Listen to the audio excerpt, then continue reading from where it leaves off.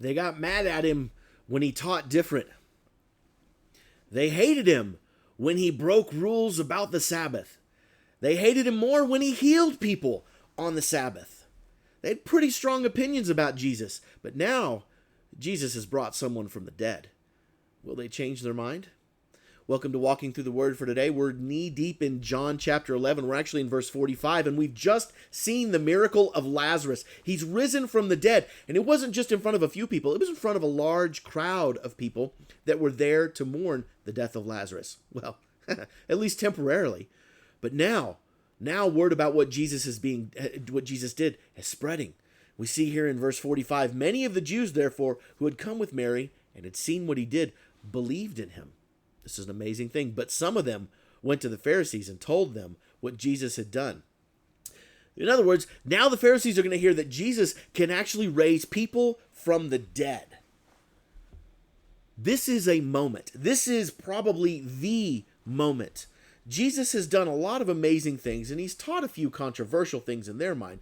But they've argued, is he from God or is he from the devil?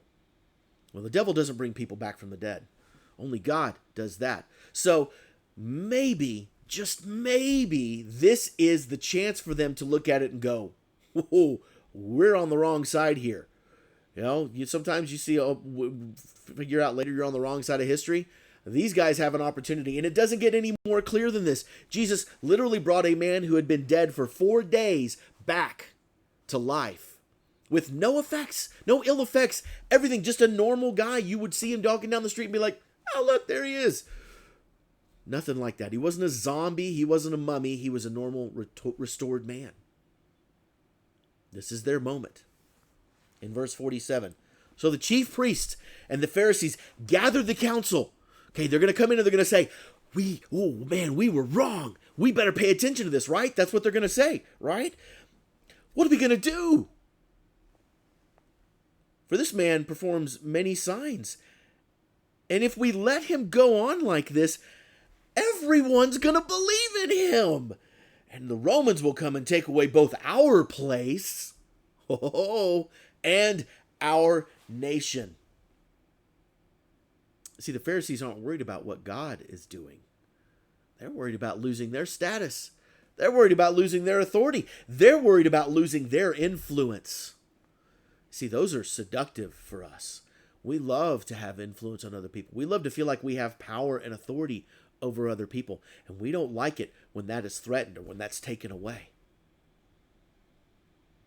And one of them, here comes a voice of reason, who was the high priest that year, said to them, no, you don't know anything at all. All right, maybe he's going to correct it, right? Nor do you understand. Okay, help us. That it's better for you that one man should die for the people,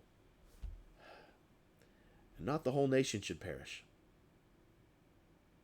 Turns out he wasn't the voice of reason after all. Caiaphas basically just said, hey, you know what? I'm the high priest. And you know what I say? Kill him. He should die. It's better that he die than we lose our status. He didn't say this of his own accord, but being the high priest that year, spoiler alert, he prophesied that Jesus would die for the nation. And not for the nation only, but also to gather into one the children of God who were scattered abroad. Ironically enough, his prophecy was right. He was going to die for the nation. He was going to die for the world. Not just for the Jews, though, but for everyone. So his prophecy was right, but his heart was very, very wrong. And so from that day on, they made plans to put him to death. This is a hard lesson for us as followers of Christ, because we all dig our heels in on things that we know are wrong. We all dig our heels in on things that we know don't honor God, and yet we choose to anyway. I watch my children do it with me all the time. They will argue with me about things that they know are wrong. And they give the there's no but. This should be a lesson to all of us. Humble ourselves before God. Forget about what our status, forget about whether it's going to humiliate us, forget about what it's going to do and how it's going to be perceived in other people's eyes. Forget if it makes us lose our authority. Forget if it makes it lose any of that stuff if it keeps us from following God. We need to hold everything loosely and recognize and humbly change to give glory to God. Otherwise, we end up just like these guys, given opportunity after opportunity, and instead we just choose self.